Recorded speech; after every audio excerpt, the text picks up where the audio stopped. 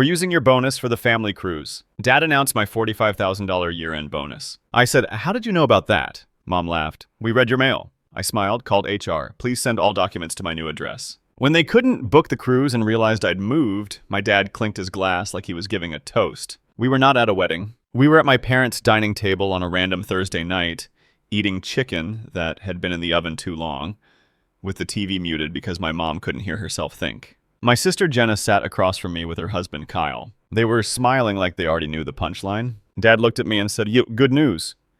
We're using your bonus for the family cruise. He said it the way you say we're using the Costco coupon, like it was a household decision. Like, my money lived in the pantry next to the salt. I blinked once, then again, slower. My what? I said. Mom laughed, cheerful and light. Your year-end bonus, the one from your job. I'm a boxing coach, I said, because my brain needed something factual to hold on to. I don't get a corporate bonus. Jenna snorted. Not your gym job, your other thing. My other thing was a contract I'd signed with a regional athletic program. Performance incentives, retention bonus. Not glamorous, but it paid like one. Okay, I said, keeping my voice even. How did you know about that? Dad's smile didn't move. Because it's coming in the mail. Mom lifted her shoulders like she was confessing to buying the wrong brand of pasta. We read your mail, honey. And there it was.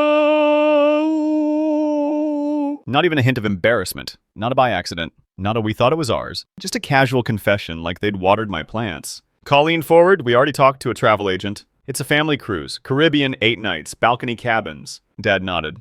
Deposits due tomorrow. $8,000. Jenna added, but don't worry, you're not paying alone.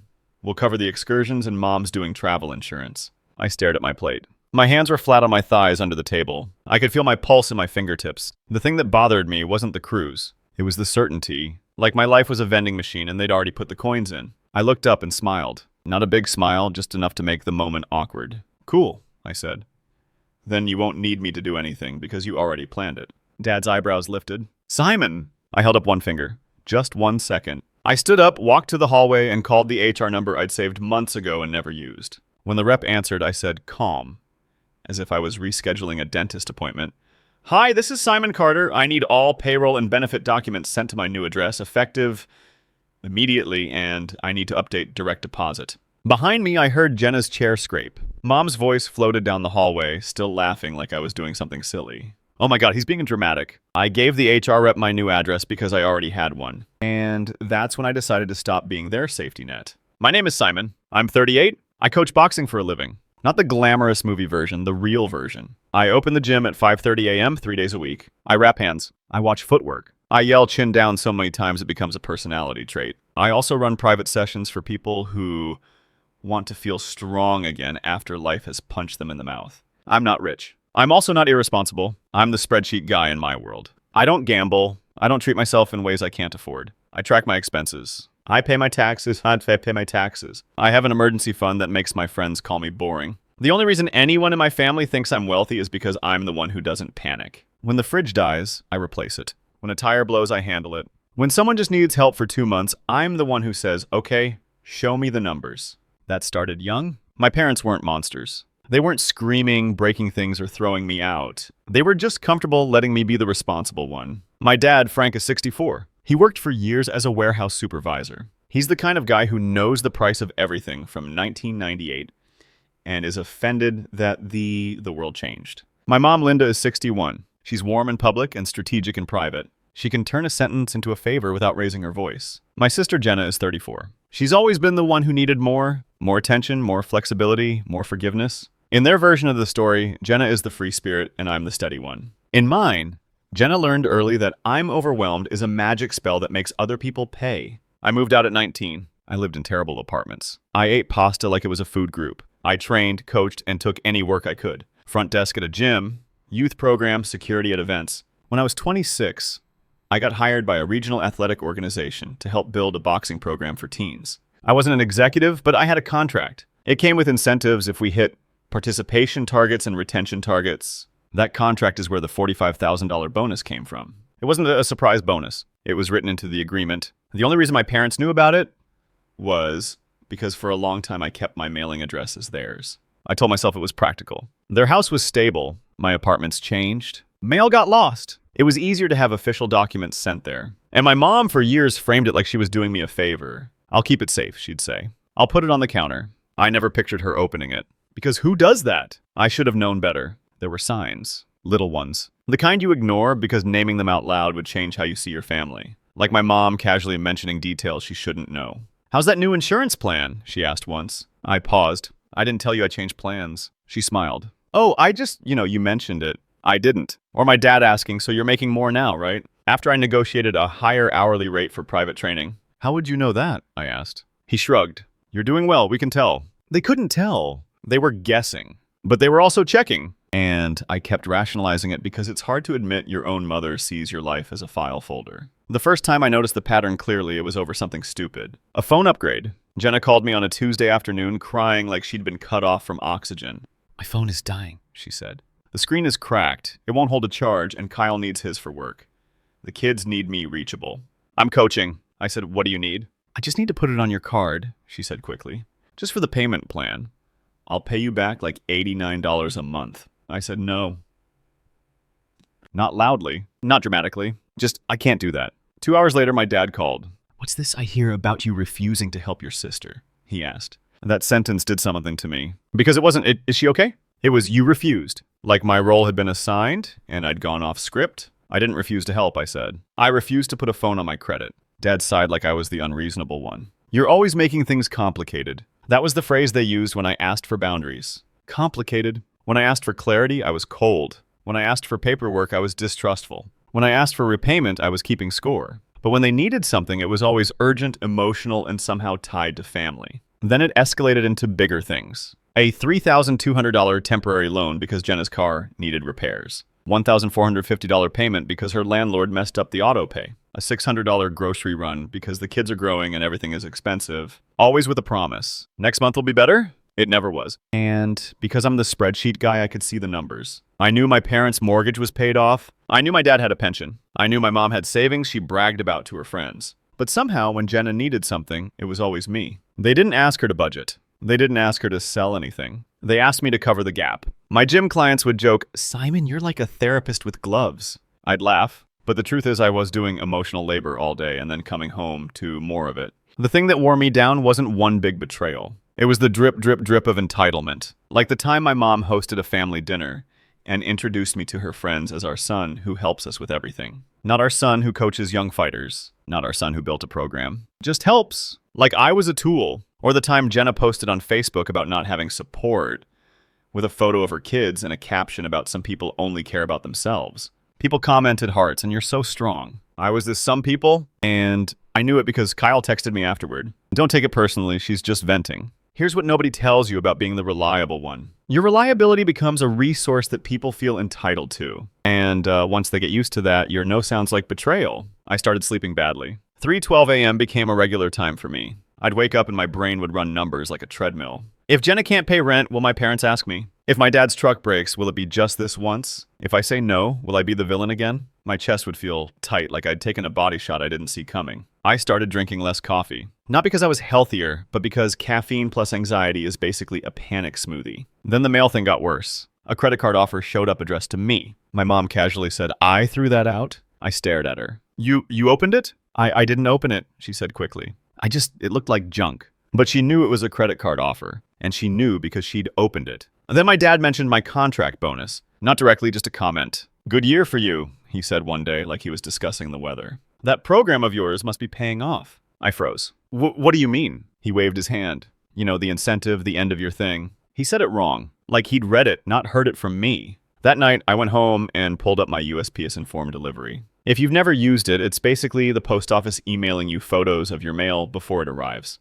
It's supposed to be convenient. It became evidence. I scrolled back. There were pieces missing. Things I never saw. A letter from my bank. A letter from my benefits provider. A letter from the athletic organization. They weren't lost. They were intercepted. I sat on my couch and stared at my phone for a full minute. The thing that bothered me wasn't that they were curious. It was that they felt entitled to know. And worse, entitled to use what they knew. By the time that Thursday dinner happened, the cruise announcement wasn't even shocking anymore. It was the logical next step of a pattern I'd been ignoring. I didn't explode at that dinner. I didn't throw my plate. I didn't yell, you can't read my mail. Even though I wanted to. Because yelling would turn me into the story they already tell about me. The dramatic one. The sensitive one. The selfish one. So I did what I always do. I got precise. The morning after that dinner at 6:08 a.m., I sat in my car outside the gym with a protein bar I wasn't hungry for and made a list. Change mailing address. Lock down payroll access. Separate finances completely. Document everything. Move. I'd already been saving quietly, not because I was planning to run away, but because I never trusted family support to be real. I found a one-bedroom apartment 15 minutes from my gym. Clean, simple, nothing fancy. $1,675 a month. I paid the deposit on December 3rd, $1,675. I signed the lease on December 5th. Then I set up a P.O. box for official mail, $178 for 6 months. I called my bank and put a note on my account. No one but me. No family verification? No. Mom called and said, I changed every password. Email, banking, payroll portal, the app that tracks my coaching schedule, even my streaming services. If it had a password, it got changed. I froze my credit. I set up two-factor authentication on everything. Then I contacted HR at the athletic organization and updated my direct deposit to a new account at a different bank. Not because I thought my parents could drain my account, because I didn't want any paperwork showing up at their house ever again. I also emailed myself a timeline, dates, amounts. Who said what? I took screenshots of Jenna's Facebook posts, the ones about no support. I saved Kyle's text telling me not to take it personally. I downloaded my bank statements for the last 24 months and highlighted transfers with notes like Jenna rent and Mom asked. Not for revenge, for clarity. Because if you don't document reality, someone else will rewrite it for you. I also did one more thing that felt small but mattered. I went to the post office and filed an official change of address. Not a casual forward, my mail request. A full change that triggers confirmation letters. The kind that makes it very obvious when someone is no longer your mailbox. And I planned the confrontation. Not a screaming match. A calm moment where the facts would do the talking. I wasn't planning to destroy them. I was planning to stop letting them destroy me. They tried to book the cruise on Saturday. I know that because my mom texted me Friday night at 9:14 p.m. Travel agent appointment tomorrow at 11 o'clock. Be there. Bring ID. No, please. No question mark. Just instructions. I read it while sitting on the floor of my new apartment, eating takeout out of the container because I hadn't unpacked plates yet. I replied with one sentence. I won't be there. 3 dots appeared, disappeared, appeared again. Then Simon, don't do this. I didn't answer. At 11:26 the next morning, Dad called. I let it go to voicemail. At 11:29, Jenna called. I let it go to voicemail. At 11:35, Ka texted. This is embarrassing. They're here. The agent needs the card for the deposit. At 11:41, Mom texted. We can't finalize anything without you. The agent says the deposit has to be paid by the person whose bonus is being used. That line made me laugh out loud in my empty apartment. Because they were treating my bonus like it was already theirs. But the travel agent, some stranger in a blazer, was the first person in the situation who acted like money requires consent. I drove to the travel agency anyway. Not to pay? To end it properly. It was in a strip mall next to a nail salon and a place that sold smoothies with names like Green Goddess. The travel agent, a woman named Marcy, looked relieved when I walked in. Like I was the adult who finally showed up. My family looked like I'd walked into court. Dad stood up fast. There he is! Mom forced a smile. Simon, thank God. We were worried. Jenna's eyes were sharp. Are you going to do this or not? Marcy gestured to a chair. Hi, Simon. We just need your authorization for the deposit. Then we can lock in the pricing, Dad said, loud enough for Marcy to hear. We already agreed as a family. I sat down slowly. Marcy, I said, polite. Can I ask a quick question? Who gave you the idea that my bonus was paying for this? Marcy looked uncomfortable. Your mother said you'd be receiving a year-end bonus and you wanted to treat the family. Mom jumped in fast. That's basically true. I nodded. Okay. Then I turned to my parents. The thing that bothered me wasn't the cruise, I said quietly. It was you opening my mail and announcing my money like it was a family fund. Dad scoffed. Oh my God.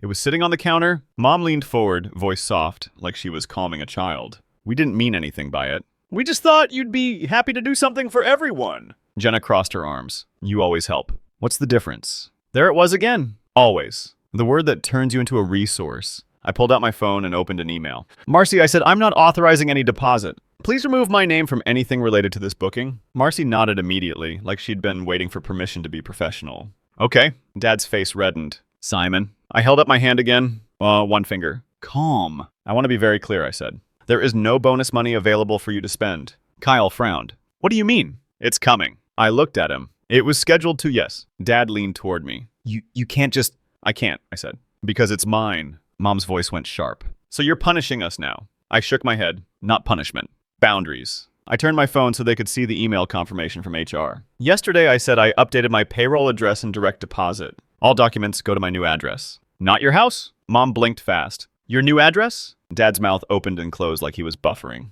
Jenna's voice rose. You moved? I didn't raise mine. Yes, I said. I moved. Mom's face did that thing where warmth drains out of it. You didn't tell us, she said, like that was the crime. I didn't feel safe telling you, I said. Because you read my mail. Dad slammed his palm lightly on the desk. Not hard enough to be violent, just hard enough to perform authority. We are your parents. And I'm an adult, so adult, I said. And the post office agrees. Jenna scoffed. You're blowing this up. I leaned back and exhaled. In your version of the story, I said I'm selfish and dramatic for not paying for a cruise. I looked at each of them. In mine, you opened my mail, planned a vacation with money that wasn't yours, and told everyone it was a done deal. Silence. Marcy cleared her throat gently. I can cancel the hold on the cabins. There will be no booking today. Dad turned to her like she was betraying him too. We already... Marcy cut in, professional and polite. Sir, without authorization from the payer, I can't process the deposit.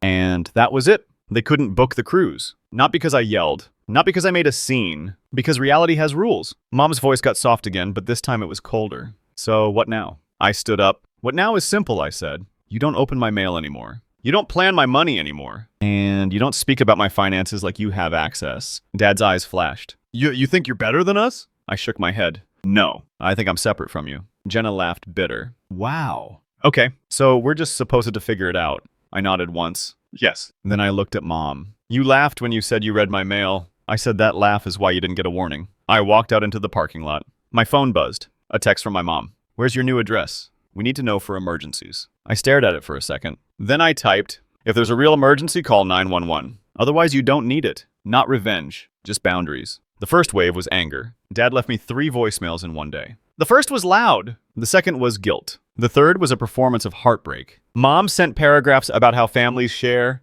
and you've changed, and we were proud of you. Jenna posted on Facebook again. This time it was vague enough to be plausible, but obvious enough to sting. Some people will always choose money over family. Protect your peace. Kyle's mom commented a heart. I didn't respond. The second wave was concerned trolling. My aunt called and said, your mother says you're not doing well. Are you okay? I was sitting on my new couch eating cereal for dinner because I hadn't grocery shopped yet.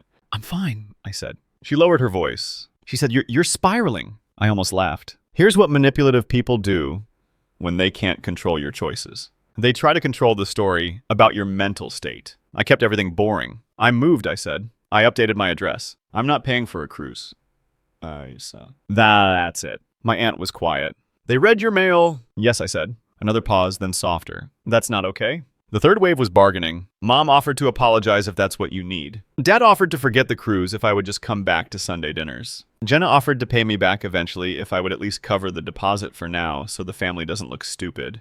That line told me everything. They weren't upset about boundaries. They were upset about optics. They didn't want accountability. They wanted me back in position. And my preparation held because there were no open doors for them to sneak through anymore. My payroll documents went to my P.O. box. My bonus went to my new account. My credit was frozen. My address wasn't floating around on envelopes in their kitchen. They even tried the travel agent again. Marcy emailed me 2 days later. Your family asked if they could proceed without you and pay later when your bonus arrives. I informed them they cannot and that you are not associated with this booking. I replied with one sentence. Thank you. Please do not share any of my personal details with them. She responded, understood. That was the difference between a professional and my own family. A stranger respected my boundaries the first time I set them. My family treated them like an insult. It's been 9 months. The quiet is the best part? My new apartment is small, but it's mine. I have a cheap plant I keep alive out of spite. I put my keys in the same bowl every night. Nobody has an emergency copy. My gym is doing better than it was, mostly because I'm not showing up exhausted from emotional chaos.